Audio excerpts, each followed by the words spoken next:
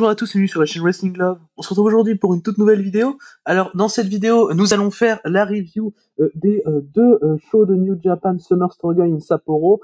Alors ces shows New Japan sont déroulés le 10 et le 11 juillet dernier. Bon, j'ai mis un peu de temps à faire les reviews. Bon, j'avais quand même pas mal de shows à mater en ce moment, mais du coup voilà, je préfère les faire en même temps. Évidemment, ces deux shows là avec l'autre de toute façon. Alors personnellement, par les deux main events, on va dire, j'étais un peu hype quand même, surtout par le Desperado Ishimori pour le titre junior, qui était le main event du premier jour, sachant que j'avais adoré leur match au Best of Super Junior l'année dernière. Le main event du deuxième jour m'a hypé un peu moins, même s'il me hypait bien quand même. C'était Naito et Sanada contre Zack Sabre et Taichi pour les titres tag, et malgré la présence de Sanada, il y a quand même les trois autres qui me hypent bien évidemment. Mais en général, bon, après c'est New Japan, donc c'est pas forcément sur quoi je vais avoir le plus d'attente, hein, on va pas se mentir.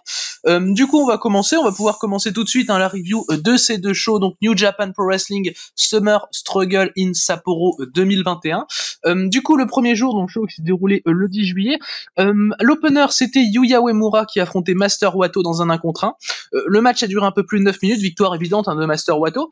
C'est un très bon opener à mon sens, c'est court mais c'est très efficace, hein, comme toujours avec les matchs de Young Lion finalement, parce que les matchs de Young Lion à la New Japan, c'est quelque chose que j'aime vraiment bien voir, hein, pour le coup, et surtout avec Yuya Uemura qui est mon Young Lion préféré à la New Japan, avec Ren Narita, mais Ren Narita qui est lui du côté US, hein, de New Japan, du côté de Strong. Wato fait une bonne performance dans le match, j'ai bien aimé le finish également, l'action était fluide pendant tout le match, c'était cool à voir, et non franchement moi personnellement j'ai bien aimé le match. Voilà, c'est 3,25, je suis quand même pas spécialement loin du 3,5, mais c'est vraiment bien pour te rentrer dans un show finalement, je trouve, ce genre de petit match. Et Uemura, de toute façon il y a une marge de progression qui est assez immense à Yuya Uemura, pour être honnête. Il a un bon selling dans le match également, et comme en général finalement, et Wato le met bien en valeur, même s'il le met pas autant en valeur que l'a fait un Ibushi ou un Tanahashi. Évidemment, bon après c'est Wato, on va pas lui demander de faire le work d'Ibushi ou Tanahashi, mais ça restait bien cool à voir. Du coup, victoire de Master Wato, évidemment, logique, et un bon petit opener pour se lancer dans le show. Du coup, on va continuer avec le deuxième des 6 matchs du show. Le deuxième match, c'était Dick Togo et Evil qui affrontaient Tomohiro Ishii et Yo. Le match a duré un peu plus de 11 minutes, victoire de Dick Togo et d'Evil. Alors pour le coup, le match c'était bien. Franchement, j'ai bien aimé le match. Je m'attendais pas spécialement à bien aimer le match, étant donné qu'il y a le Bullet Club et que la hit du Bullet Club c'est toujours quelque chose qui me dérange personnellement. Mais Evil dans le match est catché. Evil dans le match a catché, pardon. Il avait pas l'air d'un idiot dans le Bullet Club comme il peut l'être d'habitude. Et clairement, c'était meilleur que quasiment tout le temps finalement avec Evil dans le Bullet Club. Ishii et Evil ont des très bons échanges dans le match, des backdrops qui sont assez cool, importés par que ce soit Evil ou Ishii. Le finish était très strong également. T'as Evil qui soumet Yo, qui fait un gros Boston Crab. C'était super cool. Pour le coup, le match est vraiment bien. Après, bon, là aussi, ça dépasse pas le 3,25. Hein, c'est un match d'undercard quand même. Et Dick Togo, je trouve ça pas fou, très honnêtement. Mais franchement, ouais, au moins Evil a catché, et ça m'a fait plaisir à voir, très honnêtement. C'est pas souvent que c'est le cas, hein, depuis qu'il a rejoint le Bullet Club. Et il a des bons échanges avec Ishii, évidemment. Ishii et Evil, enfin les mecs, Ishii et Evil, n'empêche que c'est deux mecs des plus intéressants de la New Japan quand ils catchent. Enfin, pour le coup d'Evil, pour le coup, quand ils catchent avec Ishii, c'est deux des mecs les plus intéressants de la New Japan. Donc fatalement, les échanges vont être vraiment bons. Et voilà, un bon petit match de 11 minutes. Du coup, victoire de Dick Togo et d'Evil, logiquement. Evil qui prend une victoire quand même assez importante, parce qu'Evil, il a pas non plus la masse de momentum en ce moment à la New Japan. Et du coup, on va pouvoir passer après ça au troisième match du show.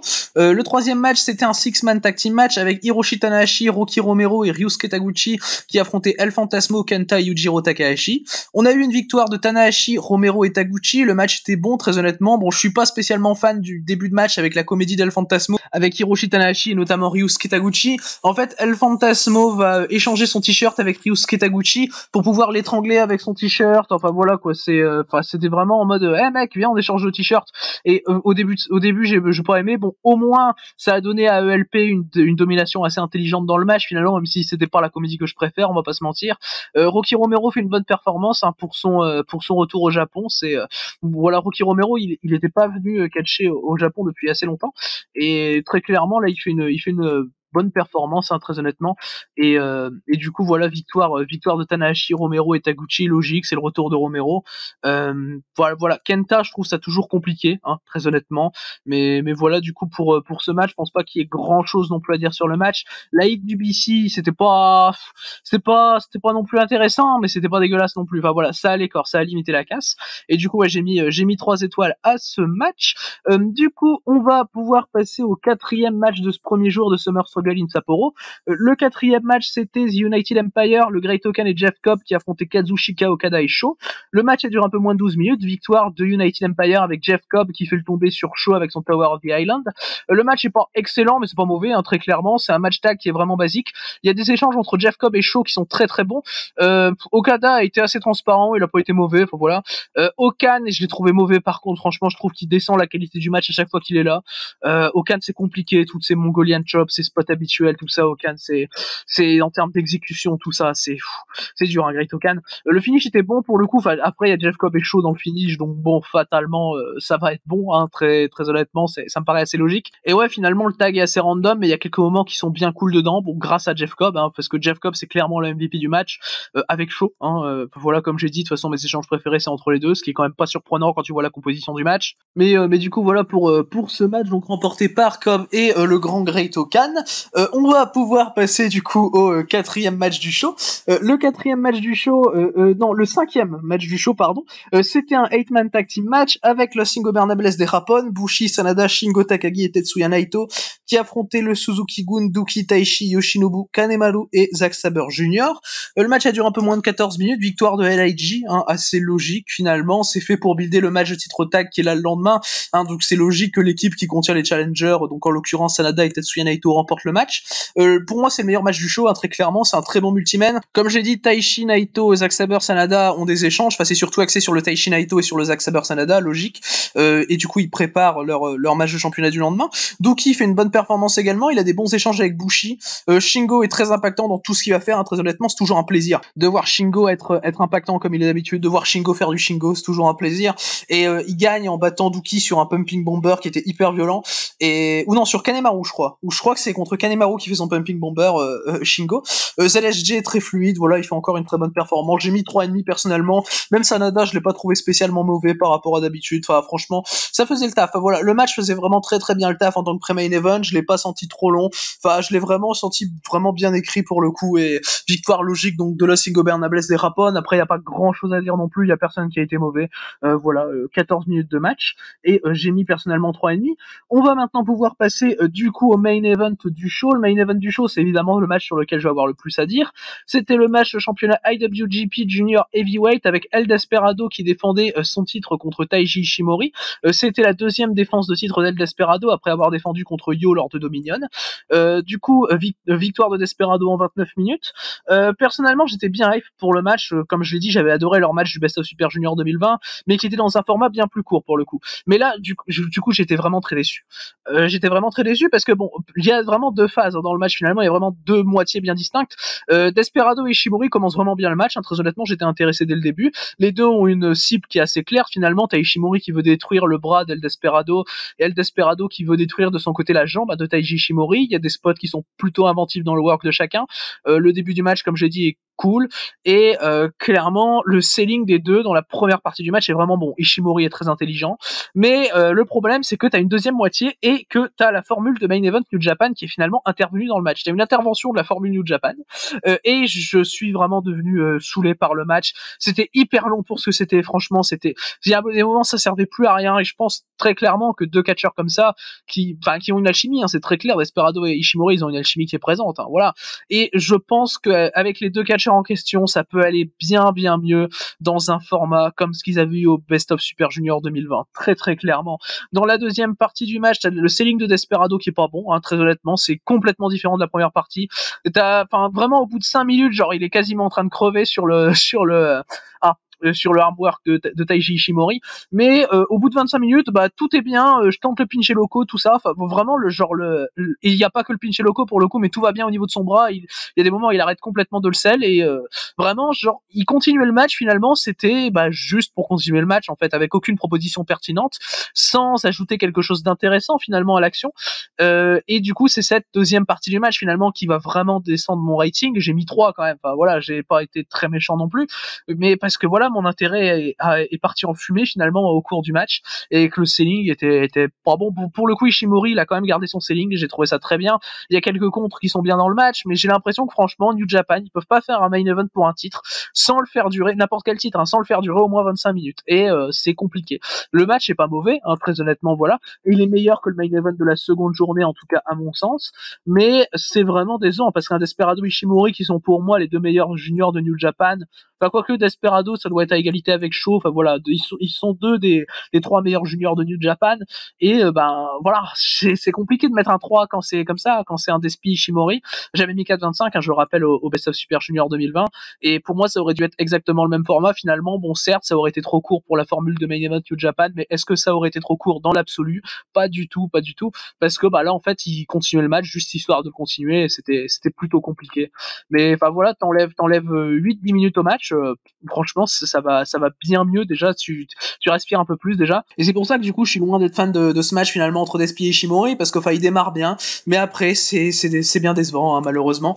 Et Desperado conserve son titre très logiquement, donc contre Taiji Ishimori. Personnellement, comme j'ai dit, je vois El Fantasmo le prendre à El Desperado. Mais le prochain challenger d'El Desperado, ce sera pas El Fantasmo, parce que le prochain challenger, il est venu challenger Desperado directement après sa victoire contre Taiji Ishimori. C'est Robbie Eagles, hein, qui faisait son retour au Japon. J'ai bien au Japon parce que évidemment pendant la période où il était en Australie, il a catché, notamment à la Souplex où il est apparu pour un chapitre de la Souplex. Et Robbie Eagles contre El Desperado, du coup ça a été annoncé pour le Wrestle Grand Slam in Tokyo Dome le 25 juillet. Personnellement, ça me hype bien. Je pense que c'est le match qui me hype le plus de tout le Wrestle Grand Slam, très honnêtement. Mais enfin voilà, Desperado Eagles, pourquoi pas. Bon, Eagles va perdre le match à mon sens, hein, très clairement. Ça va être une défense de transition pour Despi avant d'aller soit sur El Fantasmo, soit sur Hiromu Takahashi qui revient de blessure. Mais pas plus, je vois pas du tout Robbie Eagles prendre le titre personnellement. Mais ça risque d'être un match fort intéressant vu les deux catcheurs. Mais du coup, voilà, c'est ce qui conclut donc ce show Summer Struggle in Sapporo jour 1. Par rapport au show dans l'ensemble, personnellement, je l'ai trouvé bon. Après, t'as la déception du main event qui est plutôt compliqué, mais le show dans l'ensemble, franchement, il passe bien. Franchement, les deux matchs que j'ai conseillés, ce serait l'opener Wato Uemura qui était hyper cool, et le 8-man LIG contre Suzuki-gun. Bon, après le Desperado Ishimori, le problème c'est que c'est pas fou. Je veux pas le conseiller spécialement, le Desperado Ishimori. C'est vraiment main event New Japan sur 5. On va faire long juste histoire de faire long, et puis voilà. Donc ouais, voilà pour ce show, mais finalement qui était bon, hein, malgré le fait que je suis déçu par le main event. Hein. Si je retire le main event, enfin le reste du show est vraiment solide, hein, pour le coup. Et le main event, c'est même pas le pire match du show en fait, c'est juste que pour du 29 minutes, c'est vraiment compliqué. Mais ça reste bien, hein, en soi. J'ai mis 3, hein, j'ai pas mis 2 non plus. Mais du coup voilà pour ce premier show de Summer Struggle in Sapporo. On va maintenant pouvoir passer du coup au deuxième jour de Summer Struggle in Sapporo 2021, deuxième jour qui se déroulait donc le lendemain, le 11 juillet. Du coup, on va commencer la review de ce show avec l'opener qui était un 2 contre 2, avec Sho et Yuya Uemura qui affrontaient El Desperado et Yoshinobu Kanemaru. On a eu une victoire de Desperado et de Yoshinobu Kanemaru en un peu plus de 12 minutes, avec Kanemaru qui a fait le tomber sur Yuya Uemura. À mon sens, c'était un bon opener. Très honnêtement, ce match, Yuya Uemura fait un très bon job, hein, un peu comme toujours. Finalement, Yuya Uemura, comme j'ai dit, c'est un de mes Young Lions préférés, si ce n'est mon Young Lion préféré. Sho a des très bons échanges avec Despi pendant le match. Kanemaru qui gagne, moi ça m'a paru cool. Le finish en lui-même m'a paru cool. Enfin voilà, ça faisait le taf. Kanemaru gagne avec une descente du coude, hein, sur Yuya Uemura, et ça faisait sens, hein, finalement qui est ce finish là. Enfin voilà, vraiment tout le monde fait une bonne performance. Bon, c'est surtout du côté de Sho et Desperado, finalement, mais tout le monde fait le taf. Voilà, j'ai mis 3 personnellement parce que c'était peut-être un peu trop long pour un opener. Ça aurait pu être un peu raccourci, mais ça va, ça faisait le taf quand même. Et du coup, victoire d'El Desperado et de Yoshinobu Kanemaru. Du coup, on va pouvoir passer au deuxième match du show. Le deuxième match du show, c'était le Bullet Club, El Fantasmo, Evil et Taiji Ishimori qui affrontaient Ryusuke Taguchi, Rocky Romero et Tomohiro Ishii. Le match a duré un peu plus de 13 minutes. Victoire du coup de Rocky Romero, pardon, Tomohiro Ishii et Ryusuke Taguchi. C'est Rocky Romero qui va faire le tomber sur El Fantasmo à la fin du match. Et personnellement, j'ai trouvé ça très bien. Ça va amener un nouveau singles match entre les deux après leur masterclass du Best of Super Junior 2019.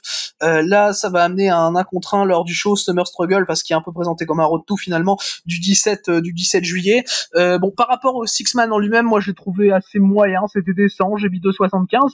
Le seul problème que j'ai avec le match, c'est un peu d'overbooking avec Dick Togo, mais Ishii a eu des bons échanges avec Evil, très honnêtement. Romero a un bon échange avec El Fantasmo à la fin. Tu sens qu'il y a tu sens qu'il y a un truc entre Romero et Fantasmo, tu sens que les mecs ont une vraie alchimie et c'est toujours cool à voir. Après, le match en lui-même est pas spécialement fou. C'est également trop long pour ce que c'est. Voilà, 13 minutes. Bon, pour le coup, j'ai trouvé ça personnellement un peu trop. Ishii a été vraiment bon dans le match. Evil aussi, même s'il a pas été aussi bon que la veille, hein, pour le coup. Evil, il a moins catché que la veille. Même si, bah, la veille, franchement, il avait catché, c'était un plaisir, hein. Même si là, ça restait cool. Là, ça restait pas overbooké à mort. Il y a un petit overbooking avec Dick Togo, mais bon, voilà, ça passe encore. On va dire, c'est pas ultra dérangeant non plus. Mais du coup, ouais, voilà, match décent. J'ai mis 2,75 et bien hype par le Romero El Fantasmo qui y aura dans le show du 17. D'ailleurs, dans le show du 17, il y aura pas que Romero El Fantasmo, hein, dans les singles matchs, puisqu'il y aura également un match entre Ryusuke Taguchi et Taiji Ishimori. Donc finalement, ça concerne directement ce match puisqu'ils étaient tous les deux présents. Du coup, ouais, t'auras un double 1 contre 1 dans le Summer Struggle du 17 juillet. Du coup, voilà pour ce match. On va maintenant pouvoir passer du coup au troisième match du show. Le troisième match du show, c'était un 2 contre 2 avec Kenta et Yujiro Takahashi qui affrontaient Hiroshi Tanahashi et le Young Lion Yota Tsuji. Alors le match a duré un peu moins de 11 minutes, on a eu une victoire évidente, hein, de Kenta et Yujiro Takahashi. C'est Yujiro Takahashi qui a fait le tomber sur Yota Tsuji avec son DDT qu'il utilise en finish. Pour moi, c'est le meilleur match du show, hein, très honnêtement. Oui, ça peut paraître surprenant, il y a Kenta.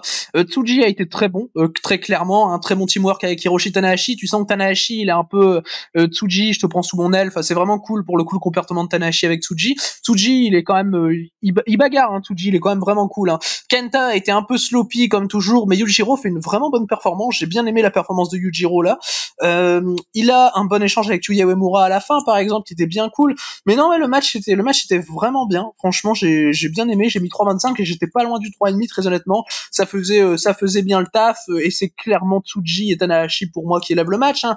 Mais Yujiro était pas mauvais et Kenta, en dehors d'être sloppy comme d'habitude, ça allait. Il y avait pas de truc très très chiant non plus. Mais du coup, voilà pour ce match, voilà, avec Yujiro qui pine Yota Tsuji. Yujiro qui sera peut-être mis dans le climax, hein, donc on essaye de lui donner un poil de momentum. Bon, parce que voilà, il va être dans le climax très sûrement, hein, très honnêtement, ou en tout cas, il y a des chances qu'il y soit, hein. Il y était l'année dernière. Là, on sent se diriger vers à peu près les mêmes noms, hein, pour le coup. Bon, peut-être qu'ils mettront Tom Lawlor à la place de Will Ospreay qui est blessé, par exemple. Ils feront venir Tom Lawlor qui est champion strong openweight du côté de New Japan Strong aux États-Unis, mais c'est tout, quoi. Enfin, je pense pas qu'il y aura nécessairement d'autres modifications comme ça. Du coup, voilà pour ce match donc remporté par Kenta et Yujiro. On va maintenant passer au quatrième match du show. Le quatrième match du show, c'était Chaos, donc Kazuchika Okada et Yo qui affrontaient Great Okan et Jeff Cobb, donc United Empire. C'est exactement la même affiche que la veille, sauf que c'est Yo et pas Sho. Le match dure un peu plus de 12 minutes, victoire d'Okan et Cobb, là aussi, le match est correct. Bah, c'est un peu comme la veille, finalement, c'est Yo et Jeff Cobb qui vont avoir les mêmes échanges. Si ce n'est que c'est Yo à la place de Sho, quoi, qui était là la veille. C'est les meilleurs, pour moi, les échanges Yo Jeff Cobb les plus intéressants, et avec une bonne opposition de style finalement entre Cobb et Yo. Enfin voilà, que tu retrouves un peu moins finalement entre Cobb et Sho, parce que Sho il est plus junior baraque que Yo finalement. Cobb fait quelques moves powerhouse vraiment très bien, Yo a quelques contres qui sont bien. Là encore le Great Okan, le Great Okan c'est catastrophique, c'est compliqué. Je mets 3 comme la veille. C'est finalement c'est une copie conforme du match de la veille. Cobb gagne sur Yo avec son Tower of the Island. Voilà, c'est vraiment copie conforme de la veille. Great Okan fait toujours une mauvaise performance. Voilà, c'est vraiment, tu remplaces Yo par Sho, t'as le même match. Voilà, c'est exactement ça. J'ai mis la même note de toute façon. Donc voilà pour ce match remporté par Cobb et le Great Okan. Du coup, on va pouvoir passer au pré-main event du show. Alors le pré-main event du show, déjà de base, bon, il a été modifié, hein, le pré-main event du show. D'habitude, c'était censé être un 2 contre 2 avec Ibushi et Master Wato contre Shingo Takagi et Bushi. Ibushi, il a pas pu être là pour le show. Du coup, ils ont fait un 1 contre 1 directement entre Shingo Takagi et Master Wato. Un 1 contre 1 qui a duré quasiment 15 minutes, donc qui était un peu trop long par rapport au suspense que le match laissait, hein, très honnêtement pour le coup. Moi, je lui ai mis 3,25 au match parce que ça reste un bon match, hein. C'est Shingo et Wato, c'est deux bons, voire très très bons workers en termes d'in-ring. Mais ça restait trop long pour ce que c'était, donc j'étais pas spécialement concerné par la deuxième partie du match, enfin par les 5 dernières minutes, on va dire, parce que je trouve aucun intérêt, aucun besoin finalement de faire un Shingo Wato en singles pour 15 15 minutes maintenant, voilà, enfin par rapport à la situation actuelle des choses. Oui, le match est bon, en termes d'exécution, c'est logique de voir un bon match entre les deux, ça me paraît assez logique. Shingo très impactant, mais j'étais pas spécialement le plus investi dedans. J'aurais plus aimé un match plus court, je pense. Voilà, j'ai mis 3,25 quand même parce que le match reste vraiment cool en termes d'exécution, tout ça, mais ça mérite pas spécialement d'aller plus haut, en tout cas à mon sens. Shingo Takagi gagne logiquement le match finalement, mais je trouve que d'un côté c'est bien pour Wato d'avoir un match contre Shingo. Bon, même si là pour le coup il est trop long, mais c'est bien pour Wato d'avoir un match solo contre Shingo parce que, enfin, quand t'as un solo, même si c'est en pré-main event, même si c'est pas en main event, évidemment, parce qu'il y a un titre derrière, enfin voilà, quand t'as un match solo contre l'actuel champion world de la compagnie, pour le coup c'est quand même un peu bon signe, quoi, par rapport à Master Wato. Et je le vois bien faire des bons trucs dans le Best of Super Junior cette année, qui aura lieu, je pense, en fin d'année, comme l'année dernière, ça avait été bougé avec le Covid. Là, je pense qu'ils vont le garder en fin d'année, le Best of Super Junior. Mais du coup, voilà pour ce match. Je pense pas qu'il y a grand chose à dire non plus. C'est Shingo qui va être le plus remarquable finalement du match, même si Wato va être cool, évidemment. Du coup, voilà, on va pouvoir passer maintenant au main event de ce deuxième jour de Summer Struggle in Sapporo 2021. Le main event, c'était du coup le match de championnat de show, le match de championnat IWGP Tag Team Heavyweight, avec Taichi et Zack Sabre Jr. qui défendaient les titres contre Los Ingobernables de Japón, Sanada et Tatsuya Naito. Alors le match a duré quasiment 37 minutes, oui, 37 minutes, compliqué par rapport à l'affiche qui est présentée. Je trouve ça compliqué personnellement. Sanada et Tatsuya Naito remportent les titres. Bon, au moins ils ont fait un match aussi long pour un changement de titre, donc voilà, c'est pas peine perdue non plus, même si bon, le match soit aussi long, c'est vraiment, j'ai pas aimé, et je vais pas vous mentir, ne pas aimer un match où il y a Naito, Zack Sabre Jr. et Taichi, ça relève de l'exploit pour moi, sachant que par exemple je considère Naito et Zack Sabre Jr. comme les deux meilleurs catcheurs de la Fed, et j'étais même pas spécialement concerné par leurs échanges finalement, et pour le coup j'avais jamais encore eu le tour avec New Japan. Je m'étais jamais senti pas concerné finalement par des échanges Naito Zack Sabre, qui sont toujours ceux que j'ai envie de voir, les échanges Naito Zack Sabre, comme j'ai dit, pour moi c'est les deux meilleurs catcheurs de la Fed, c'est les deux catcheurs les plus intéressants. Et puis le match, bon, je comprends pas pourquoi ils l'ont fait 37 minutes, très honnêtement c'est beaucoup trop long pour ce que c'est, et c'est pour ça que j'ai heureusement qu'ils ont au moins fait un changement de titre derrière, quoi, pour crédibiliser au moins les 37 minutes. Mais enfin voilà, le match est hyper vide. Franchement, le match c'est du vide pendant 37 minutes. Tu vois, on va faire un match juste pour faire un match finalement. C'est vraiment le bon, on fait un match, mais enfin finalement c'est juste pour faire un match. On essaye de rien faire d'intéressant dedans. On catch, mais voilà, mais ça veut rien dire derrière et c'est compliqué. Voilà, le match est totalement vide, sans chercher une réelle direction, sans chercher une réelle accroche finalement au match. C'est juste ils ont dit on va faire un match. Et pour 37 minutes, c'est très compliqué. C'est pour ça que j'ai mis 2,5, parce que quand même l'exécution est bonne, voilà, y a pas de souci avec ça. Même Sanada, je l'ai pas trouvé si mauvais que d'habitude, très honnêtement. Ça fait 2 performances pas mauvaises de Sanada d'affilée, ce qui est quand même assez remarquable. Et le seul qui a eu des vrais bons moments, c'était Zack Sabre Jr. Franchement, les seuls qui avaient des vrais bons moments, c'était Zack Sabre Jr. à mon sens, et encore c'était pas spécialement fou. Mais même les échanges Naito Zack Sabre, j'avais du mal. Enfin, j'avais pas du mal. C'est pas que j'avais du mal. Ils étaient loin d'être mauvais, voilà. Mais finalement, ils arrivaient pas à me mettre dedans. Ils arrivaient pas à me captiver parce que tout simplement le match est vide. C'est vraiment, on va faire un match. Voilà, c'est comme ça que je résume le match, parce que c'est exactement ça finalement.